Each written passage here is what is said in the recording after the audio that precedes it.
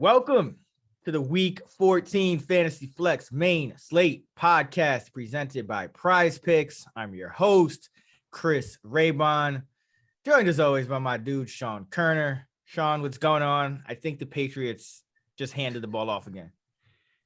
Yeah, no, I love that game last night. Went 2-0 my props. I had the Stevenson over rushing yards. So ended up, having a positive week. And then you and I both hit on some pretty big Prize Pick second half tickets. I had a 4-player. I went power play, and you had a five pack, right? Yeah, I screenshotted it to you. You could have got in on it. I could have added Damian Harris under as well. I just thought he wasn't going to play in the second half, but he came out for that one carry, right? And then he tweaked his hammy and he came out. So you look like a genius with that. So I hit my 4-pack, you hit your 5-pack, but I love that game. I don't know about you, but that was pretty fun to watch. Oh yeah, no, not only did I hit that on Prize Picks with a Diggs second half over, but I also hit on a 5-pack that we gave out on the Friday pod with that Diggs under was the 5th pick because I went 4-0 on the Sunday slate. Oh, nice. So yeah, it was a pretty big game for me in terms of Prize Picks. So yeah, really recommend people check out those second half lines though, because I think, we talk a lot about game script here and think about game script a lot in terms of DFS and just regular fantasy. And I think that's the key, it was just simply, going over on the Bills passing props, under on the Patriots, and then under on Harris because he was hurt and got lucky because he came in for one play and pulled his hammy on what could have been an even bigger run. I mean, he could have got that 44.5 on that run if he doesn't pull up lame. So, yeah, I thought that was another house call. I got scared for you, but and the Mac Jones line was like 30 at close, like 36.5 passing yards. It was scary taking that under, but if you watch the first half, he was not going over that. So we'll get into our main slate breakdown with our top players at each position, our DFS cheat codes, all that good stuff. As always, we'll start with a preview of the Thursday Night Football Showdown slate. Pittsburgh, Minnesota. Sean, I got to ask, you got the Vikings hat on. What does this mean exactly? Are we betting the Vikings? Is it just a Justin Jefferson hat? Like, what's going on here? Yeah, you could call it a Justin Jefferson, Tyler Conklin, Alexander Madison hat, whatever you want. I'm just excited for this slate. So no real hidden meeting. Just decided to wear the Vikings hat today. All right. What are we doing in the captain spot? This is one of those slates where there are, I think, a lot of options. Deontay Johnson is one of my favorite players to play in DFS. And I mean, every week you look at his game logs this year, I don't think he has a single digit game.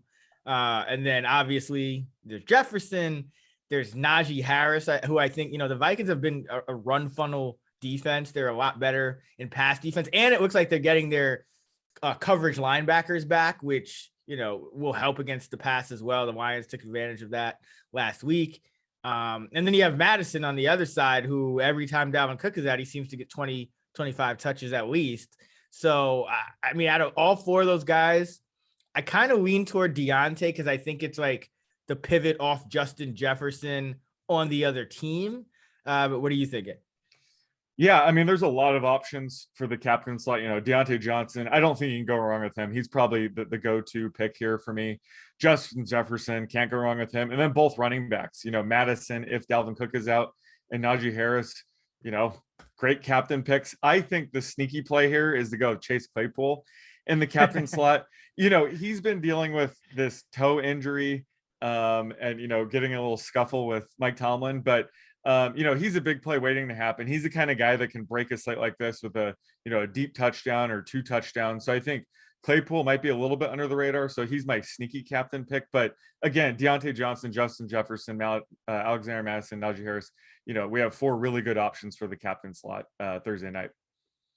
Chase Claypool. He's a perplexing guy. I mean, I think you look at him and his stats aren't always eye popping, but you watch the games and he looks good. He seems like he's playing well. It's just, he seems to be the one that's being hurt the most by, the decline of Roethlisberger. It's like somehow Deontay Johnson just always finds his way to coverage bust or something. And it's just like Claypool I don't know if the defense is scheming a little more. I haven't like dove into the all 22 on that, but it just seems like he's not playing poorly at all. Yeah. So yeah, that is a pretty interesting sneaky Yeah, and play. I would say I'm concerned his routes run dipped down to 66%. Again, I don't know if that's maintenance because of his toe injury, but he's been consistently averaging, 90 to 95% routes run. So if he gets anywhere near that, like you said, he's been looking good. It's just being out of sync with Big Ben. But either way, the stars could align this game and he could go off. So that's why I kind of like him as a contrarian captain play here.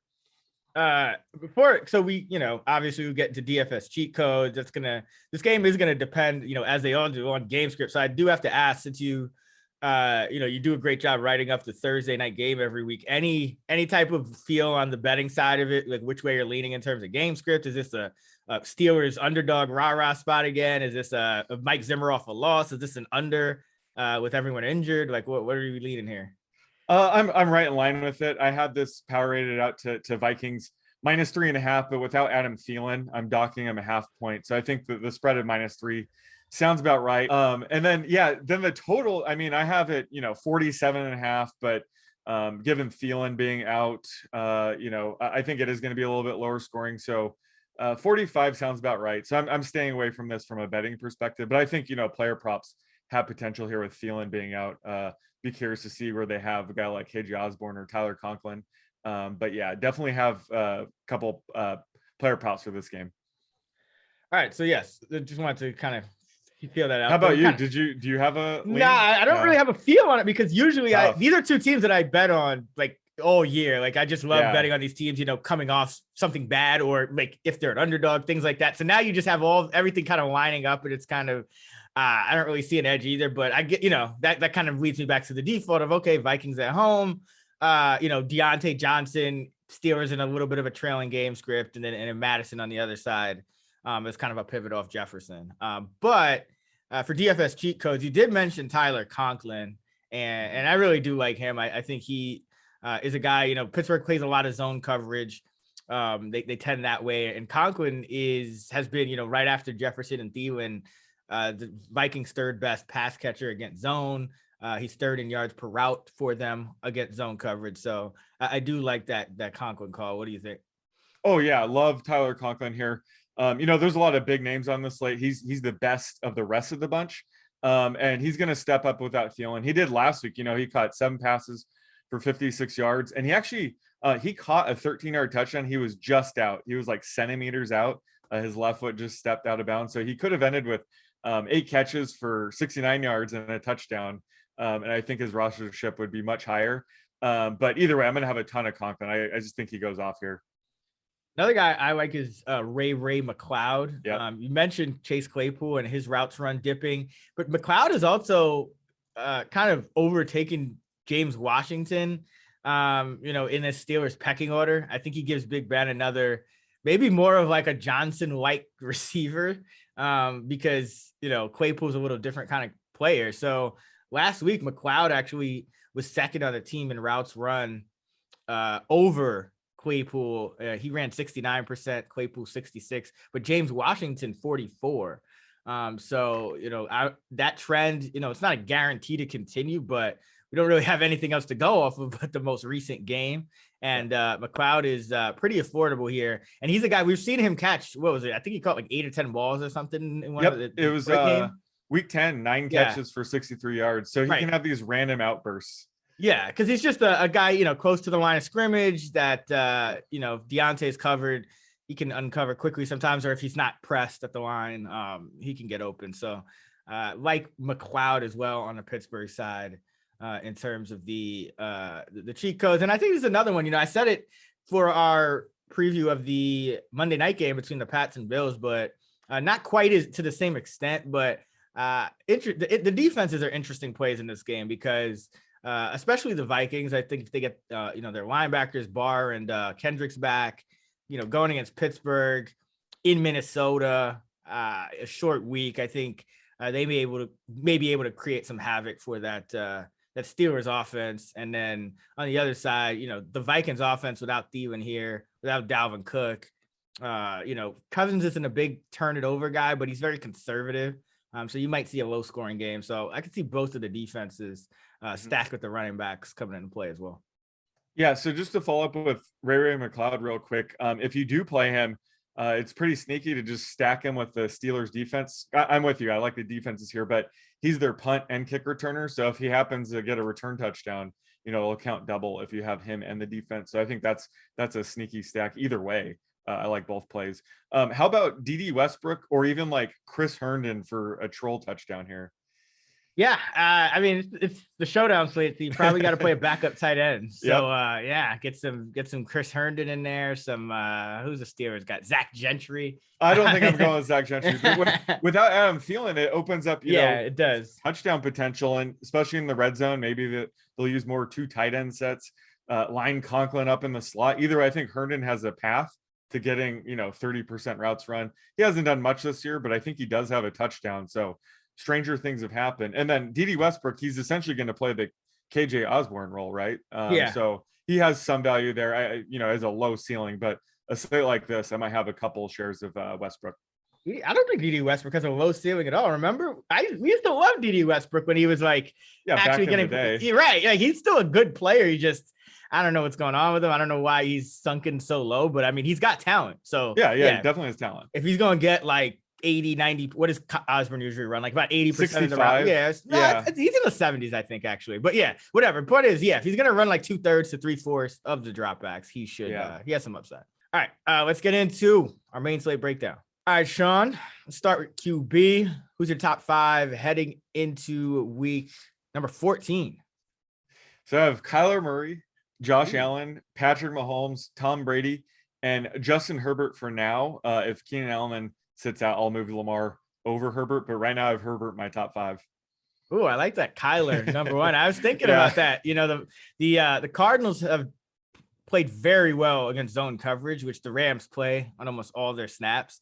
They've been a lot better versus zone. And, that kind of makes sense because it keeps Kyler's rushing ability in play as well. So like that call. I have Mahomes, Allen, Murray, Tom Brady, and then Lamar Jackson. So pretty standard top 5 in terms of the players in it. The order might switch around a little.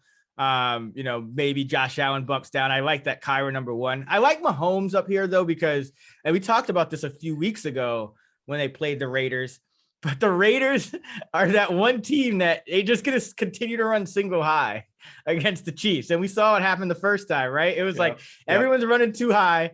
The Raiders come in. Everyone's like, the Raiders can maybe win this game. I think they're only like 2.5 point underdogs or something like that.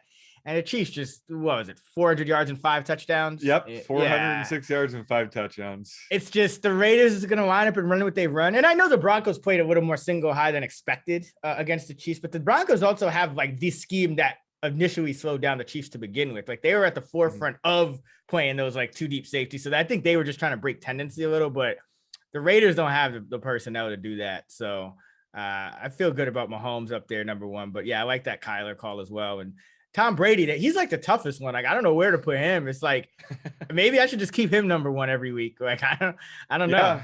I haven't made my late week manual adjustment of just giving him 3 passing touchdowns now. But this is a tougher matchup, right? To be honest, against the Bills. But either way, I don't know. I didn't see the Bills pass defense at all last night. So I cannot tell you whether it is or not. It's a glorified bye week. But this could be the first time that not having Tre'Davious White matters. So I still like Brady despite the tough matchup. So he's the kind of guy where I usually have him a bit lower than you earlier in the week, and then I meet you towards the top by the end of the week once senses prevail. Similar situation here. He'll probably be my top 3 for sure. Yeah, it is a tough week to rank him. But he should be in the top 5. What do you think about Lamar, just real quick? Because I mean, he's a guy that I could see ranking him anywhere from like 3 to like 7, but he's also just 7,900 on FanDuel. So I'm tempted to use him in cash games. He's like 500 more than I think Cam Newton and like 200 more than Taysom Hill or something like that. So, I mean, what do you think is going wrong with him? Because over these last 6 games, he's got more interceptions than touchdowns. He hasn't run for a score since week 2. Is there anything you're seeing with Lamar here? No, if anything, it might just be mental. And I expect him to bounce back this week. I'm not too worried about this matchup against the Browns. They played 2 weeks ago. Yeah, and he threw 4 picks. Yeah, I know. I think, that was bizarre. That entire game was bizarre, actually. But I think he bounces back here. And like you said, he has, number one upside. We know that. And he has a high floor. So despite me ranking him 6, it's not like I'm down on him. It's just all these other guys are just slightly above. But all the top 6, they're within like 0.2 of each other. I mean, it's tight up top. So I still like Lamar, even though he's my QB6. And I think he'll bounce back after this rough 2-game stretch. That's really a rough 6-game stretch. Yeah, the last 6 games, he hasn't thrown for more than 266 in any game. He's had multiple touchdowns in a game only once, that Vikings game. Mm-hmm. He's had multiple picks in a game 3 times, and he's got 8 touchdowns to 10 picks. Yikes. And no rushing touchdowns over that Right, span. no rushing touchdowns is huge. Yeah, so I mean, he has some big running games, and if you look at his statistical output, he still is a high floor play. He still doesn't have a game in the single digits in terms of fantasy points, which you can't say the same for you guys like Dak or Mahomes or somebody like that. Like on FanDuel, Lamar's lowest output is 13.4 this year. Same thing for DraftKings. So it's not as if the sky is falling in fantasy. He's still been a high floor guy, but he's not playing good football, which is odd because to start the year, I thought he was playing really good football, as a passer. And now it's just like the complete opposite. So I don't know if it's just like natural regression or what. It seems to be the year of the scheme, right? It's like all these like elite, except Tom Brady, but all these elite quarterbacks, it's like defenses are scheming and it's like, they're having issues, or their offensive scheme doesn't align with like what they want to do. Like Pete Carroll wants to run and Russell Wilson doesn't. And it just seems like a lot of quarterbacks are getting tripped up this year. So it's interesting. But let's get into the DFS cheat codes. Who do you got? Quarterback. So, I mean, I'll just kick it off with Justin Herbert. I think he's the best value of these top guys. Now, this is all assuming that Keenan Allen is cleared in time to play. He's, currently on the COVID list. I believe he's vaccinated. So hopefully he can return this week. Without Keenan Allen, I'm off of Justin Herbert completely. Keenan Allen's his man. So, I'm going to want as much Herbert as possible at this price. He's been rolling of late, back-to-back games of 300 plus passing yards and 2 or more touchdowns. And, I believe he only ran for 6 yards, but he's flashed that rushing upside. So he has a really high ceiling. I think he's still a high floor player as well. So love him at that price. Even if, the Giants have to start Jake Fromm, I think Herbert will still go off here. And then Taysom Hill at 5,600, you got to be crazy to pass him up at this price. If anything, the finger injury would just make him run more. That's what we want with Taysom Hill. So love his ceiling at 5,600. And then if you're feeling really dangerous, you can go with Cam Newton at 5,400. It's a great matchup against the Falcons, although he has that in-game benching downside. So he's GPP only. I would use him in cash. But who knows how this offense is going to look without Joe Brady. But either way, he's probably going to run it a ton here. So love his ceiling at 5,400. Yeah, let's talk about Cam and Taysom. I have 2 questions. One, which one do you have ranked higher? And 2, would you use Taysom Hill in cash?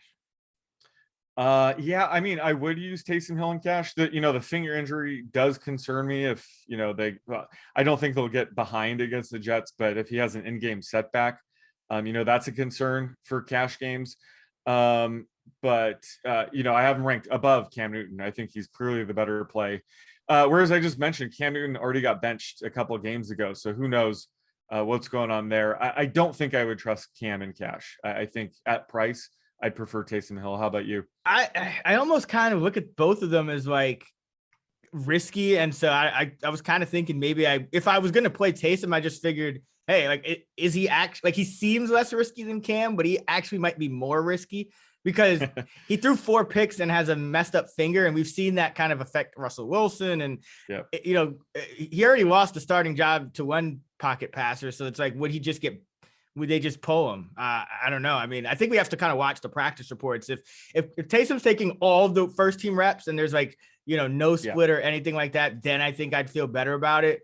But same thing in Carolina. Like if Cam's taking all the first team reps, I think you're going to feel, because they're coming off a bye too. So But you're facing the Jets. If you're Taysom, they are 32nd dead last in pass defense DVOA, whereas the Falcons, they're 29th.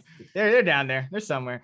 So it's I don't know. I don't know if I see a difference in risk level is actually what I'm saying. Just because Cam is healthy, just it's not a great passer. At the end of the day, they're both risky. Yeah. Right. So. But both also, I think I have Taysom quarterback 8 and Cam quarterback 10. So if you're streaming, if they're available, if whatever, I don't think you can hesitate. But that was kind of my conundrum with just kind of cash games and which one of those. Because I think it might have to be one of those two guys because we don't have quite as much value at some of these other positions this week. So you might have to go a little cheaper. And Tom Brady, a little bit of a tougher matchup, as you said. So I don't know if I want to kind of. Yeah, I mean, as you alluded to, we'll have a better idea by the end of the week. I hope, just based on practice reports and things like that. So it's a bit early, but hopefully we'll be more confident in these guys' floor in the later in the week. Yeah, the only other guy I'll mention is Dak Prescott. He's 6,700, and he might just kind of be the marrying of like the best of both worlds. Like he's not super expensive.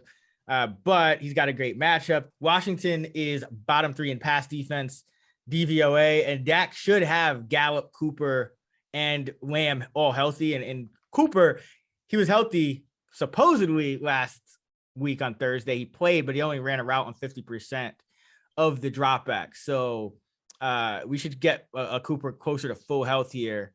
And that's big against this defense with no Sweat and no Chase Young. I know they've been playing a little better as of late, but it's still a pretty bad pass defense that won't be able to get a ton of pressures. And so I think Prescott is in line for a big game here. And he just owns the NFC East. Our guy Matthew Friedman wrote a piece, said he's betting on the Cowboys this week because I think Dak is something like 19-8 against the spread against the NFC East or something like that. So I'm expecting a big game for Dak Prescott. All right, let's go to our prop. Let's go with Taysom Hill rushing yards against the Jets. Let's do it. I think you and I were both like 10 yards above the market.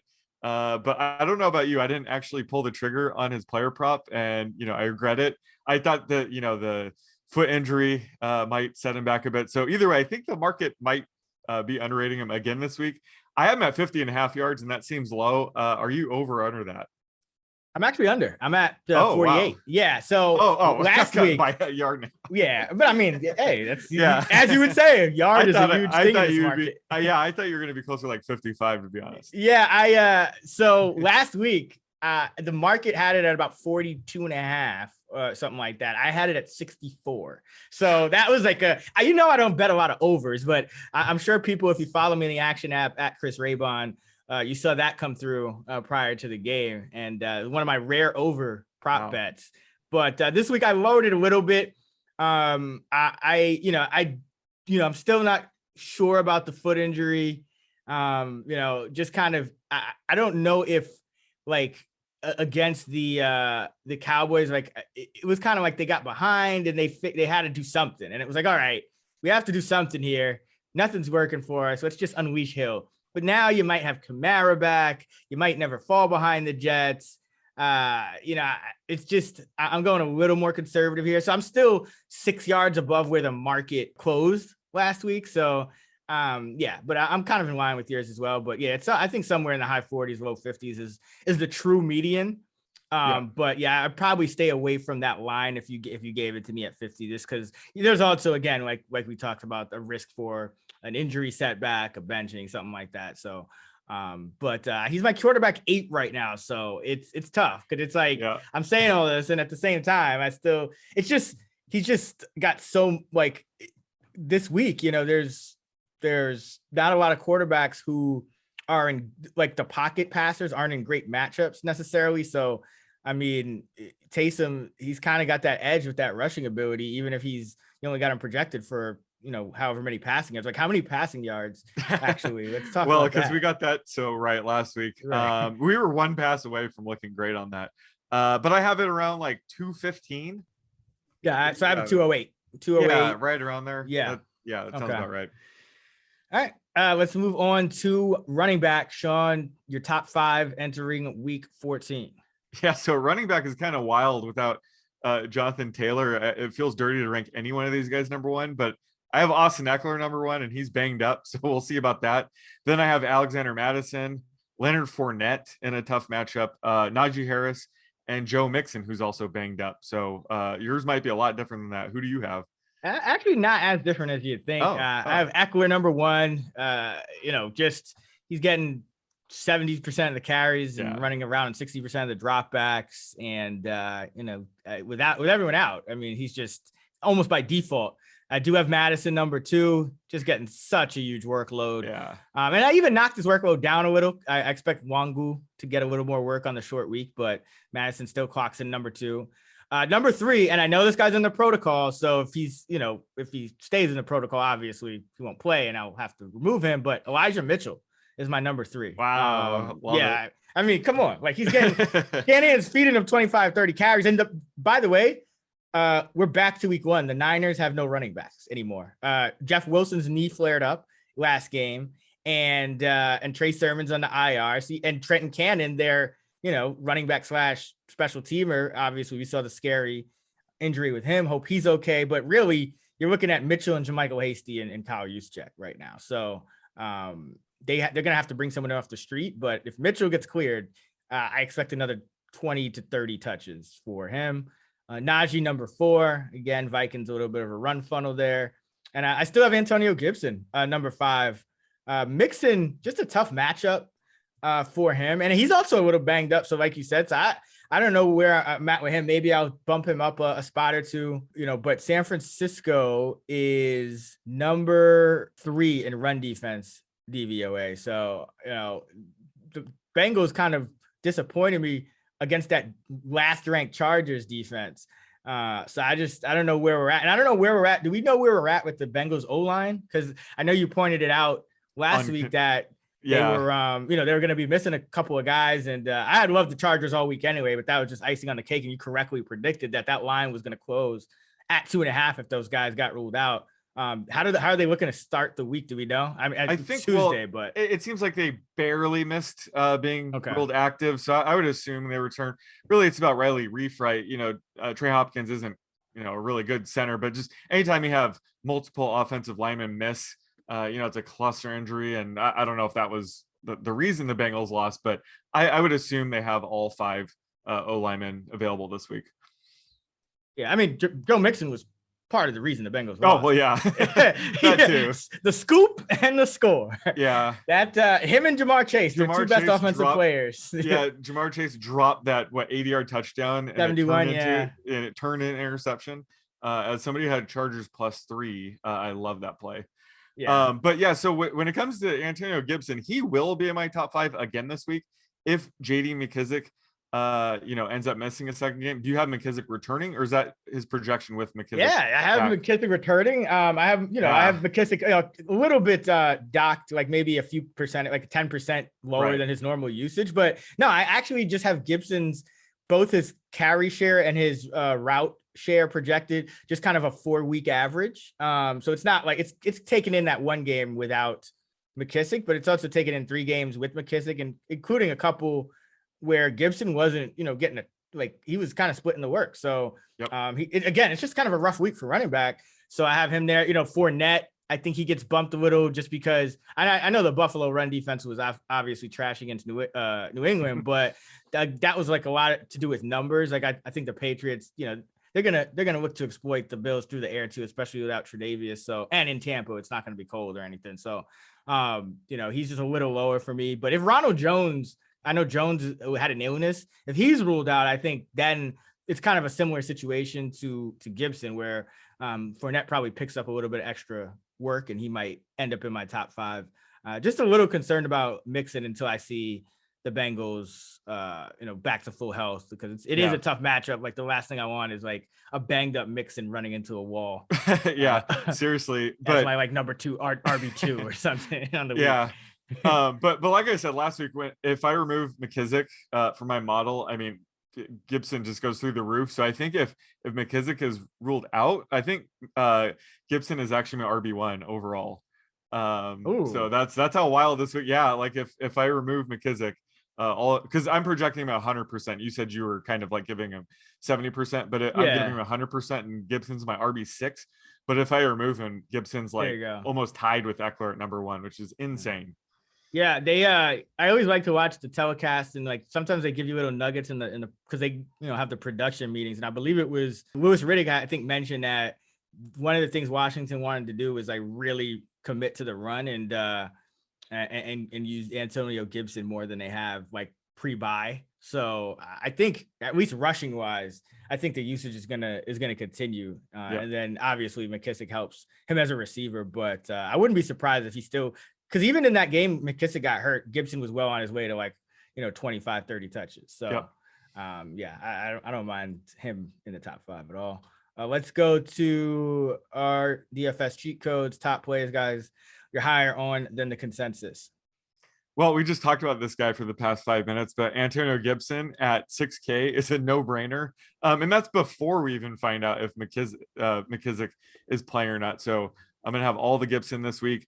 I also like Saquon Barkley at 6K. Jake Fromm might start, but it doesn't really matter. I think he can check it down to Barkley. Obviously the Chargers invite the run. Barkley's been quiet of late, but it wouldn't surprise me if he has a big game here. So I think he's sneaky at 6K. And then Javonte Williams at 5,900. Even if Melvin Gordon plays, he's still worth every single penny. He could possibly dominate the touches in the second half if the Vikings or if the Broncos pull away against the Lions here. And if Melvin Gordon's ruled out, he's going to be a no-brainer free square play, but I like him even if Gordon suits up. And then your boy Rex Burkhead at 4,600. I like him right now, even with DJ back in the lineup. He came around. I was telling people to pick him up, and you're like, "No, let's pick up Rashad Penny." Oh no, I was not. I was mainly making fun of how bad the waiver wire was this week. Was all that was. But yeah, if DJ is out, I am interested in Rex Burkhead at this price because we'll get that receiving usage. He might be another guy that we attack the under on his rushing prop, but I would like him at 4,600 if DJ's ruled out. And then Samaje Perine is somebody we should just monitor. He's way too cheap at 4,200 if Joe Mixon ends up getting ruled out or something. That's going to shake up the slate because he's too cheap. So he's just a guy to keep in mind when setting lineups. But we'll know more about that situation later in the week. Yeah, let's talk about Saquon a minute because I kind of like him too, but I'm like, I might be overrating this Chargers terrible run defense because if the Giants start Jake Fromm, it's again, like the running game is all numbers, right? So it's like if the Giants start Jake Fromm, you're getting an 11-man box essentially because the Giants also have no receivers. Well, so that's what I'm going to say. They need like one or all three of these guys to suit up because if Golladay, Shepard, Tony are all ruled out and you have, Slayton's not bad, but Slayton, Ross, and Colin Johnson running out there and Evan Ingram. Don't forget about Pharaoh Cooper. Yeah, Pharaoh Cooper. Then that's going to pose some problems for Barkley. But if they can get just like one or three of those guys to suit up, I think it'll help out a little bit. So yeah, like you said, I don't think Barkley's a smash play here, but just a sneaky GPP play. Yeah, because the Chargers are also number 7 in DVOA on passes to running back. So I could see this going wrong. Like I like Barkley was a guy who like caught my attention early. And the more I thought about it, I was like, oh, Jesus, this could be dangerous. Yeah. Like I'm kind of hoping if we get Jones or Glennon back, I think that would be a little better. And yet, like you said, at least probably 2 of those receivers. One guy that you didn't mention that I really like this week is Josh Jacobs. He's 6,200. And you have no Kenyon Drake now. So, and this is not John Gruden, who loved Peyton Barber for some inexplicable reason. This is Rich Bisaccia, who made Peyton Barber a healthy scratch, pretty much as much any week that he had his other 3 guys healthy. So I think Josh Jacobs is actually in for a huge workload here. And every week it seems like you kind of bring up his pass game usage and it keeps going up. Like last week, it was 9 catches on 9 targets for 38 yards. And you look at Jacobs' fantasy production, and it's been pretty consistent. It's, coming into the year, a lot of people were down on him, way too down on him. But on DraftKings, he's had 1 game of single-digit PPR points. On FanDuel, he's had 3 games in the single digits. So he's been very consistent week in, week out. You're going against a Chiefs run defense that's 26th in DVOA. We saw Javonte have a day, even in a game where the Broncos scored 9 points. So I really like Josh Jacobs this week. I think he's usable in cash games this week, just with Kenyon Drake out and the way Jacobs is being used in the pass game. And Jalen Richard went on the COVID list, which if he's not, if he doesn't get cleared, or even if he just misses practice all week, that's even probably a bigger bump for Jacobs. So he's a guy that really stands out to me. We don't mention him a ton in terms of like, oh, he really stands out as a top play, but I think this week is a really good week to play him. Chuba Hubbard, 5,900. I think he's going to get 20 carries at least. The passing game usage may not be ideal. I think Amir Abdullah still will get the majority of those snaps, but you have the Panthers home favorite against the Falcons team that is not very good on defense. And we're back to Matt Rule. This is going to be the new Eagles now. Like, it's Matt Rule fired his offensive coordinator, who he kind of brought into the league and gave a job when he was just 30 years old, Joe Brady. And he said, essentially they want to run the ball at least 33 times a game. So, and we've seen him do it a couple times, and then they got away from it, and then Brady got fired. So, coming out of this bye, Cam Newton coming off the 5 for 21 or whatever it was, you're going to see a lot of Cam Newton runs, but Chuba Hubbard's their go-to running back when they want to hand it off when Christian McCaffrey is out. So I really like Chuba this week as a home favorite back here. And I like the back on the other side, Cordero Patterson. He had a big game against the Panthers in the first meeting. And, Panthers can lock up on the outside. They're coming off the bye. I think this is one of those games where Patterson is like the only means for the Falcons of offense here. So still playing Patterson. Down, his price came down a little bit with the average game. So I think it's time to reinvest. Are you regarding Hubbard, are you concerned at all about Newton kind of like capping his touchdown upside and Abdullah capping his receiving upside at all? I mean, yeah, but he's 5,900 and he might get like 30 carries. So you know what I mean? It's like kind of balances out there. He's a great like leverage play because, like I said earlier, Javonte Williams is 5,900. Antonio Gibson is only 6K. So Hubbard's rostership is going to be really, really, really low. So he is a good play for tournaments because, like you said, he's going to see the volume, could end up scoring a couple touchdowns. So I do like him as a contrarian play for sure. I would play him in cash. Like I just think the Panthers over like a Gibson, or play both of them even. Yeah, because well, the thing about Javonte is we don't know if Melvin Gordon is expected to practice this week. That's what I'm hearing as we record this on Tuesday afternoon. So if he's back, I'm still projecting Williams to see probably 2-1 in terms of the pass game usage, but I'm expecting more of like a 60-40 or 55-45 split when it comes to carries. I still think Gordon will get his, 8 to 10 carries. So that does knock Javonte down into like the, the mid range, like kind of into where Chuba is. So, but the thing with Chuba is I just think I see almost no way that the Carolina Panthers in this game don't run the ball 35 to 40 times.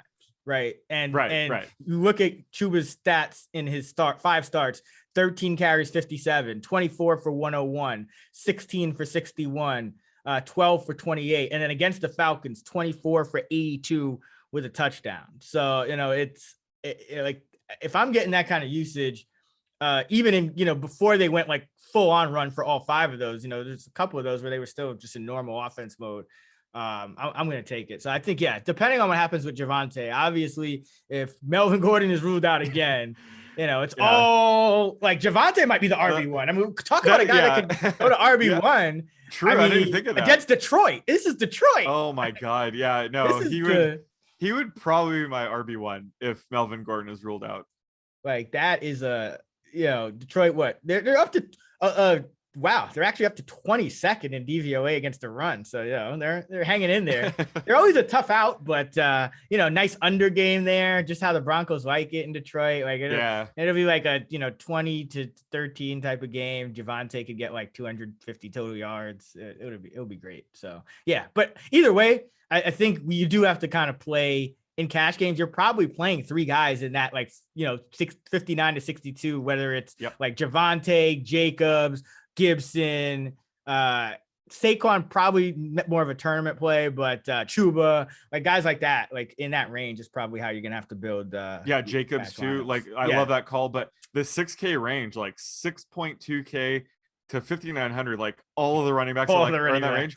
And that's why I said, if Joe Mixon is, ruled out, Samaje Perine at 4,200 will kind of blow everything up for me, because then you'll be able to afford, a high end wide receiver or spend up at tight end. So like, if Mixon ruled out, it's going to shake up the slate a ton, because I don't see any other value outside of these 6K guys. And I don't feel like spending up to get Eckler 8,300. So I think 6K is the sweet spot here this week. Yeah, you can't really spend up, but even, with 3 of those guys, you can't really spend up too much a quarterback or receiver. Yeah. Kamara, Chubb, Zeke, they're all super expensive. So I'm probably off on all of them. All right, let's go to wide receiver. Sean, who are your top 5 wideouts entering week 14? This is usually the most fun part for me, but I think we're in agreement here. So it's pretty standard this week. I have Cooper Kupp, Devontae Adams, Tyreek Hill, Justin Jefferson, and Deontay Johnson. Like, how can you go away from that? Yeah, I got Kupp, Adams, Jefferson 3rd, Tyreek 4th, Deontay 5th, just because Tyreek's been a little bit up and down. I expect him to have a good game against the Raiders. I mentioned, Mahomes eating up that single high. Maybe the Raiders change it up in matchup number 2, but I mean, you can't get Justin Jefferson. I can't get Justin Jefferson out of my top 3 with no Thielen. Yeah, this is just, you can't go wrong with any of these guys. That's the thing. But this is probably the first time we've had the same 5. I feel like every week we have like a ton of discrepancies, but although we're not in the same order, we have the same top 5 for the first time all year. That's because you always have Stephon Diggs in there to start the week, but where is he this week? I think it's the consensus 5 actually this week. So I'm surprised you don't have him. Oh, really? Yeah, no, I believe, at least when I imported my Fantasy Pros expert, Monday night last night. Oh yeah, it was he was still the 5th number 5 guy. So but yeah, I totally agree with Deontay. I mean, I say this every week. He doesn't put up single digit PPR games. Right? He just doesn't do it. Yeah, and what was the biggest knock on him heading into the season? All his drops. He has 2 drops this year, so I just want people to remind you of that drops aren't very sticky. So a guy that has a ton of drops the year before usually bounces back, and Deontay's doing that. Although he did drop a touchdown this week. Yeah, but that's the thing. Yeah, Big Ben and Deontay seem to miss like a long touchdown every week, and Deontay's numbers are still what they are. So yeah, but no, I don't know. I think Jefferson's got to stay in the top 3. I mean, he's been more consistent than Tyreek as is, like even with Thielen in the lineup, even with Thielen hogging all those touchdowns. So, I mean, I'm looking forward to the Steelers Vikings, just a fascinating matchup for a lot of different reasons. But let's go to DFS cheat codes, guys. Guys, you're playing in fantasy, guys are higher on than the consensus. So I mean, T. Higgins is finally 6,400. It looks like. So I'm finally off of T. Higgins. They finally priced him above 6K. Last week was the end of a good run, but I'm finally fading him this week. Not only did he kind of like tweak his ankle at the end of the game, but Joe Burrow really messed up his, I believe it was his pinky. So I'm off of, T. Higgins this week, but maybe next week they'll have him back to 5,400. And then I like Mike Williams at 6K. I think, hopefully Keenan Allen can play this week. And I'll be attacking this Chargers passing game. So I love the idea of stacking Herbert and Williams if Keenan Allen plays. Think this could be a big spot for Mike Williams against the Giants.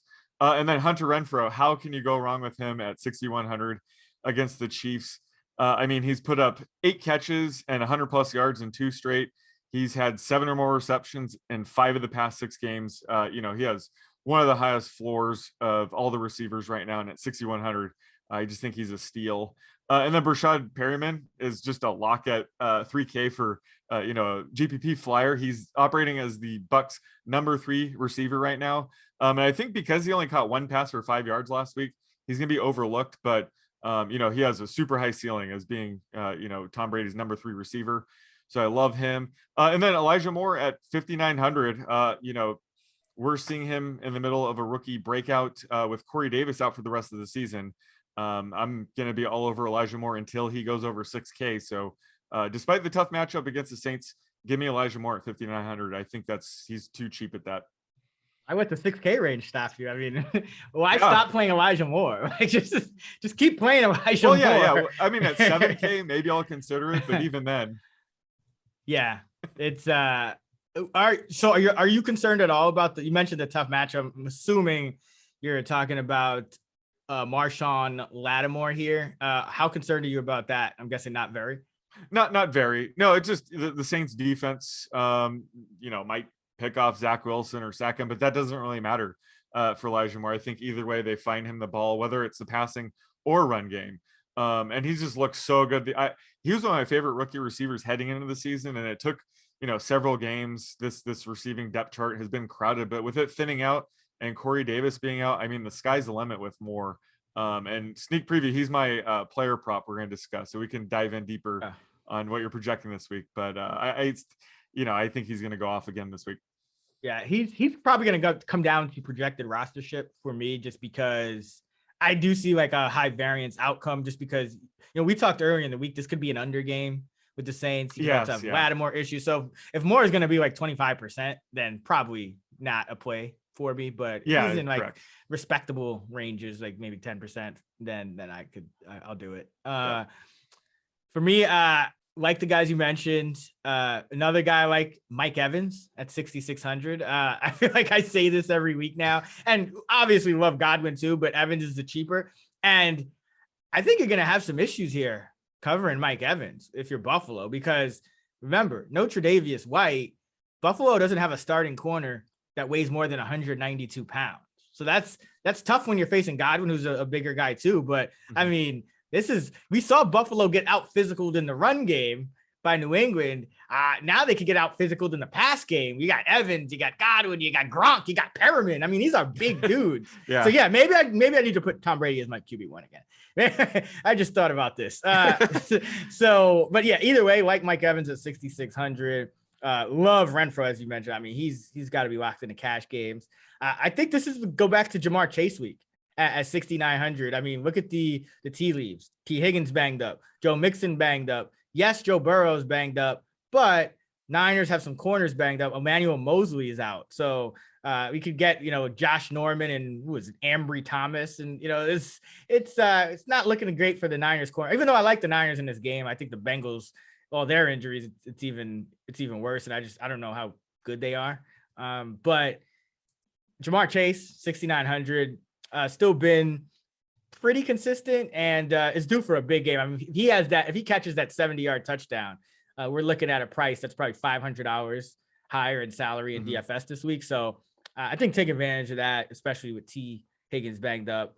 Another guy, reluctantly, Laquan Treadwell. I mean, it's just disgusting to say, but he's had a couple of games of decent production, and he's running more routes than Laviska Shenault for some reason. I don't know why, but Shenault just hasn't gotten it going this year. Marvin Jones is on a milk carton for the last, couple of months.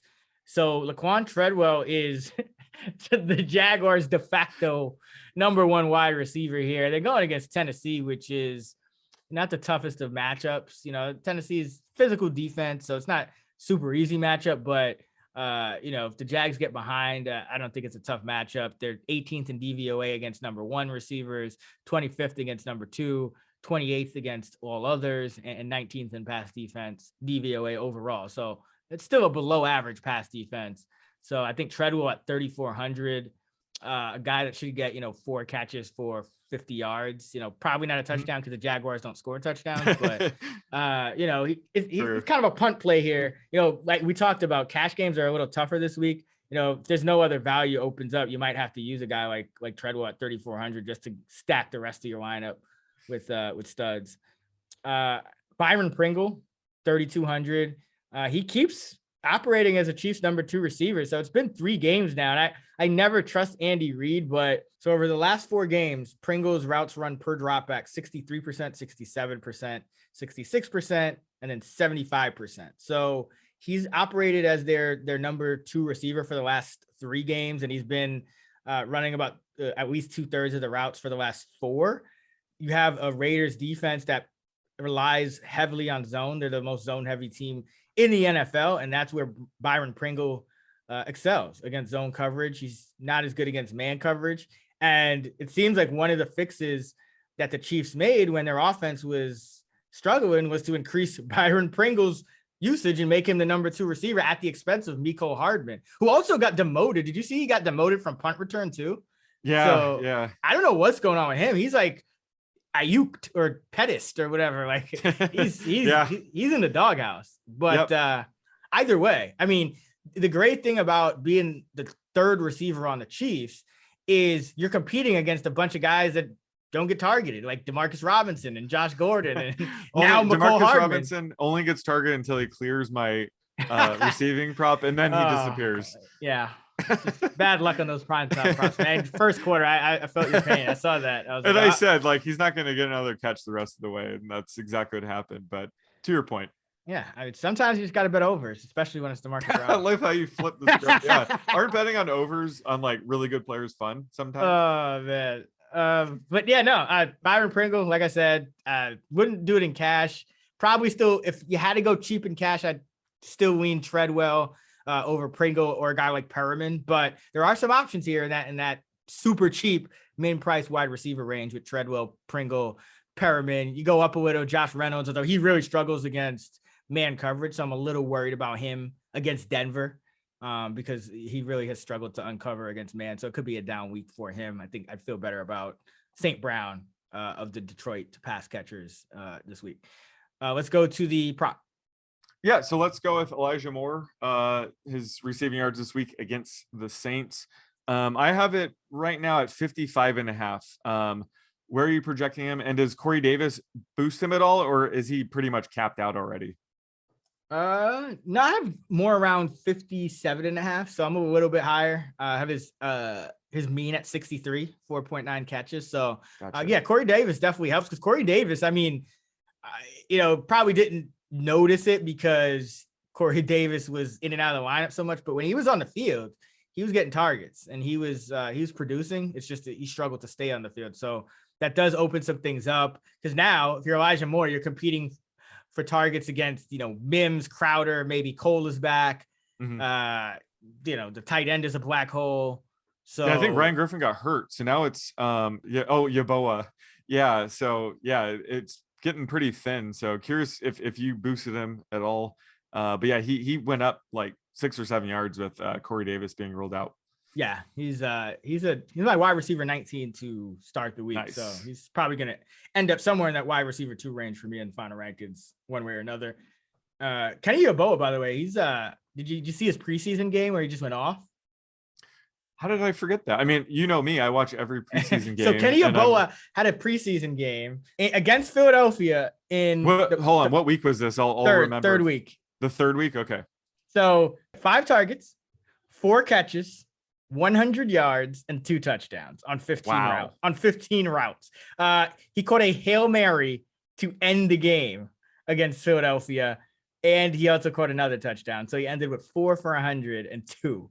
He got a 90.7 receiving grade from PFF for that game. Okay. So there's some sneaky. I know we're not at the tight end segment yet, but there's some sneaky upside with him there. Hold on. Updating my projection for him as we speak. Okay, done. Yeah, no, he's no joke. I mean, he might never have a game as good as that in the regular season, but I do remember that because I was wondering all year why they just weren't bringing him up and letting him play more. But he finally started playing last week. So yeah, but the point is, Elijah Moore is competing with guys like that for targets. Yeah, so exactly. Still good news for Elijah Moore. Let's go to tight end. Who are your top 5? So I got Travis Kelce, although it's very close between him and Rob Gronkowski. I have Gronk number 2, George Kittle, Mark Andrews, and Kyle Pitts.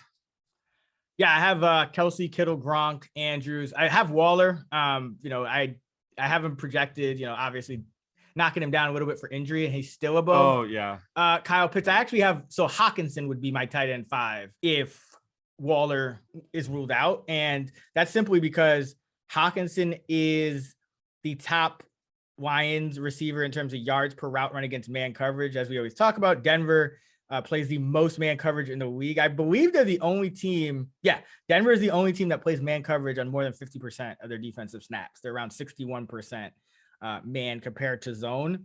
And Hawkinson has been the best Lions pass catcher against man coverage. And Kyle Pitts, I'm a little worried about him. I just think defense, it's without Calvin Ridley, it's just too easy for defenses to take him away. And that's why you're seeing Patterson be more effective, because you can kind of move him around backfield, outside. He's just a little harder to nail down. But Pitts, I mean, he's got 1 touchdown on the year. He's kind of been their de facto top receiver for almost the whole year, and he only has these 2 big games. And so I'm a little worried about him. I'm done ranking him in the top 5. He also had 13 yards on 6 targets against the Panthers in the first meeting. So I'm out on Kyle Pitts this week. I mean, I think he's 7th for me, but not excited about him in this matchup. Okay, who are your top plays at the tight end position? DFS cheat codes, guys you're higher on than the consensus. So for these top guys, I think Gronk at 6K is too good to be true. I mean, he has too much upside to pass up at this price. He looks like prime Gronk. Yeah, you think?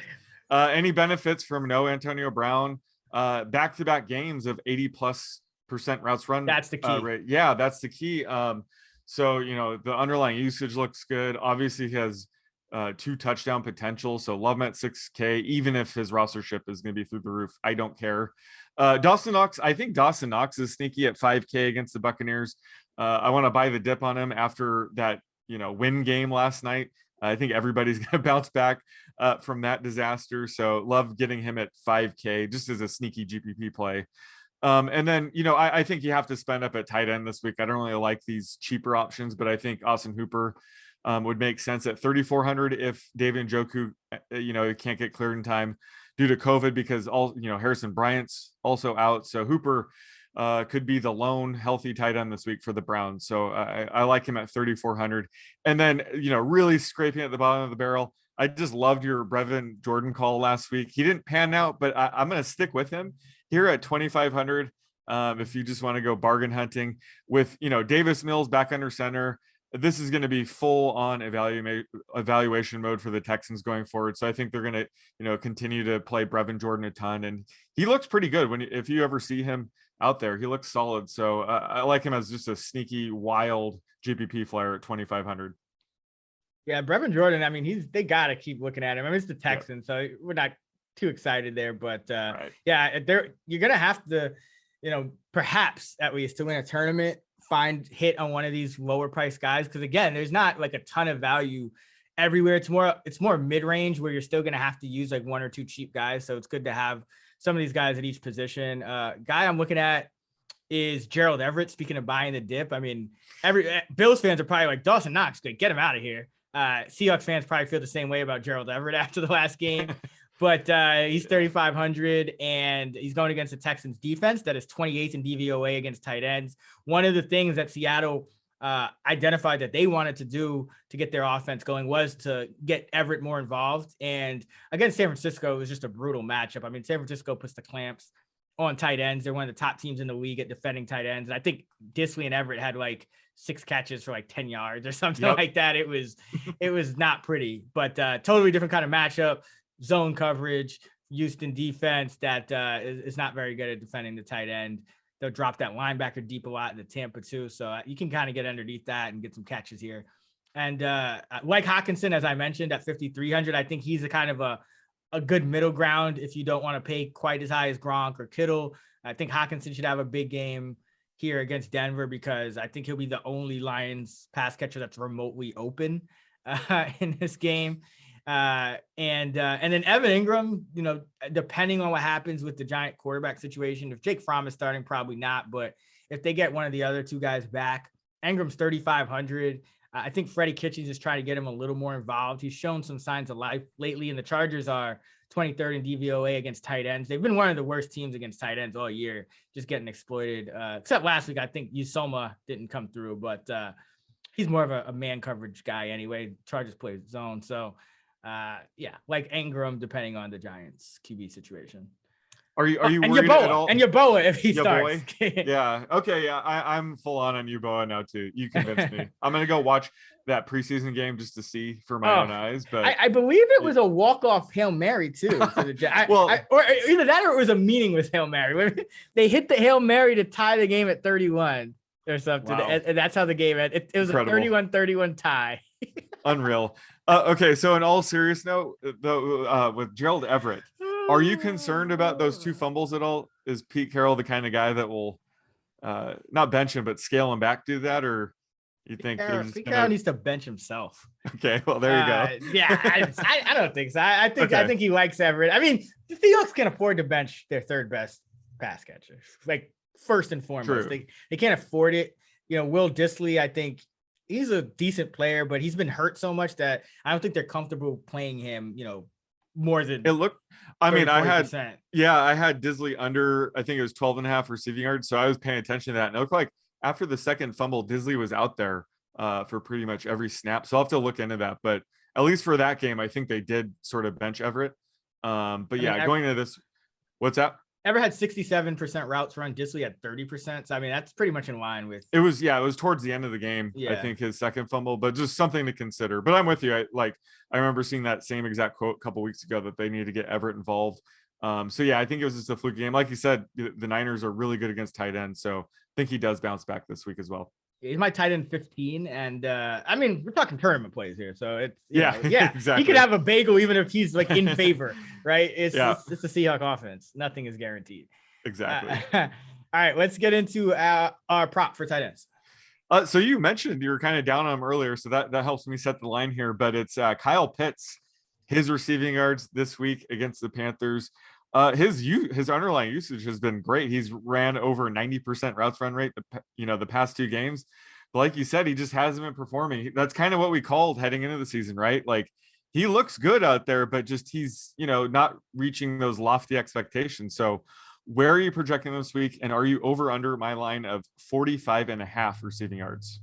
Oh, I'm over that. I got about 54.5. Yeah, it's for him. It's the touchdowns, right? I got him projected from like 0.24 touchdowns. I just think there are 5 tight ends at least better plays than him.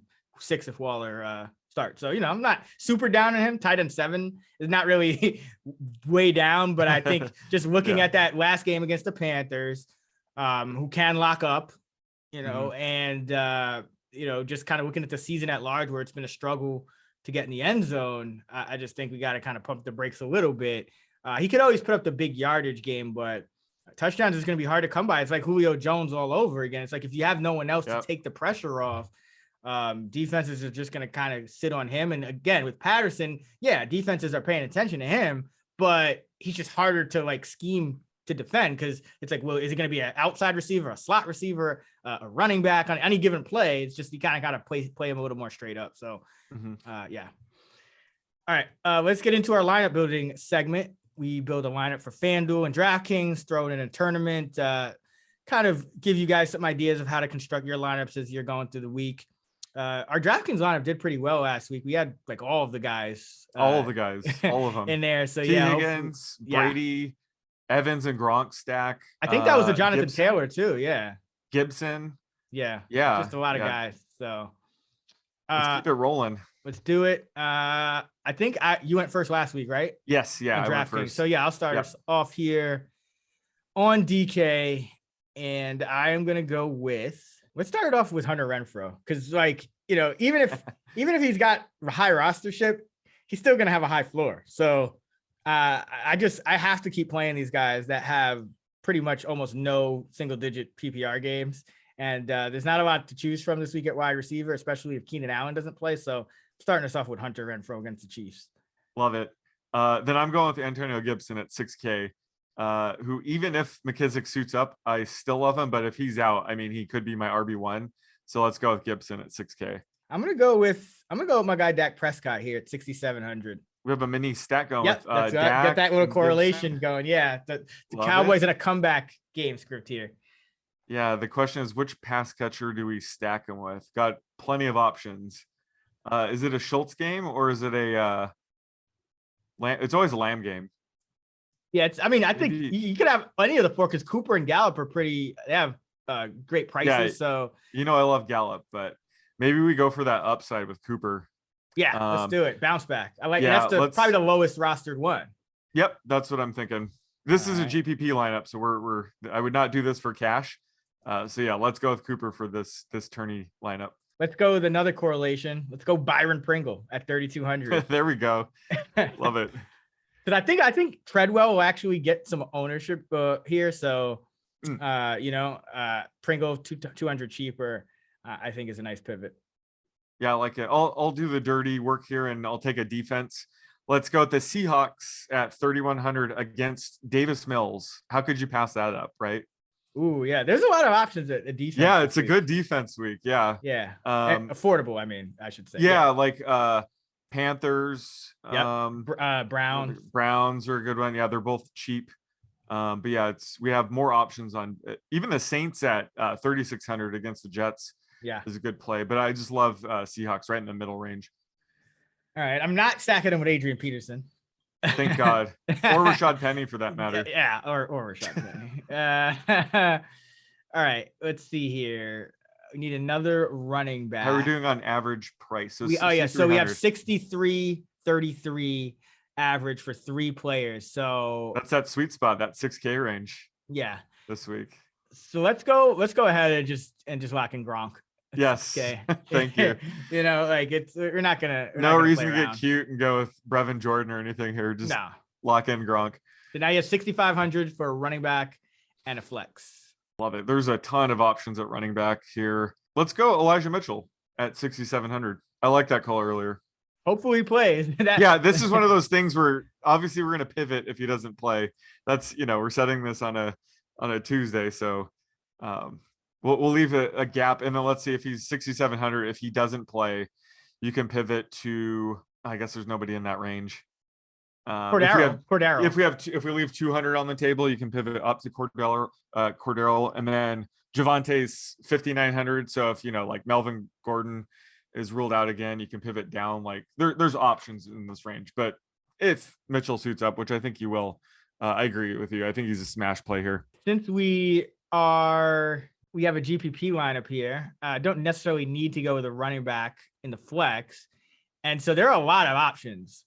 Marquise Brown at 6,300. I like that because I think his rostership will be low, but that leaves us with nothing on the table. So I usually like to leave at least 100 on the table. Just you almost never see lineups win tournaments with completely using all the salary. It just doesn't give you enough differentiation. So I'm not going to go Brown. I'm not going to go Jacobs at 6,200 because we have Renfro in there. DJ Moore is intriguing at 6,200. Edwards-Helaire, not going to go him because we have Pringle. So I think it's going to be down to like Saquon, Mike Williams, Elijah Moore, and Chuba Hubbard here. And I'm going to go with Chuba.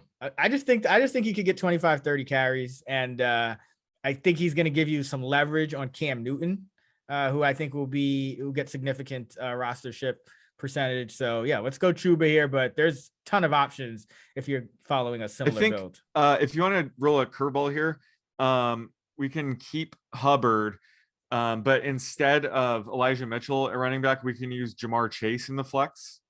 Ooh. And have 200 left over. I think I like that build better. Yeah, I like that too, because I like Jamar Chase. Yeah, I just think we want to shoot for upside. So I don't like having 3 running backs this week. I think it's going to be pretty common. Lower ceiling, but I just love having, like you said, Chase to just blow up here. So having him in our flex, I think raises our ceiling. Yeah, and I mean, you 200 left over. You make a couple tweaks here, and this could easily be a cash lineup. But you have Dak Prescott at 6,700 at Washington, Antonio Gibson at 6K against Dallas, Chuba Hubbard 5,900 against Atlanta. And then at receiver, you have Renfro 6,100 at KC, Cooper 5,900 at Washington, and Pringle 3,200 against Vegas, with Gronk at tight end at 6K against Buffalo, and Jamar Chase 6,900 against the Niners. The Seahawks D 3,100. I like this lineup. You got Pringle for some differentiation, and you got Chase for some upside. You got Chuba for some upside. You got Dak and Gibson and what could be a back and forth game. Yeah, I wouldn't use Cooper or Pringle in cash, but Nope. everybody else is cash viable for sure.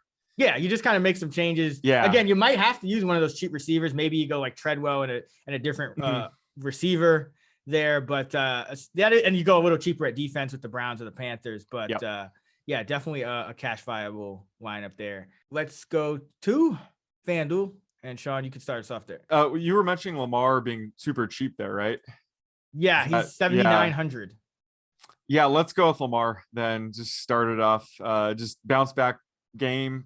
7. Yeah, he's the 6th or 7th. Yeah, so let's go with Lamar.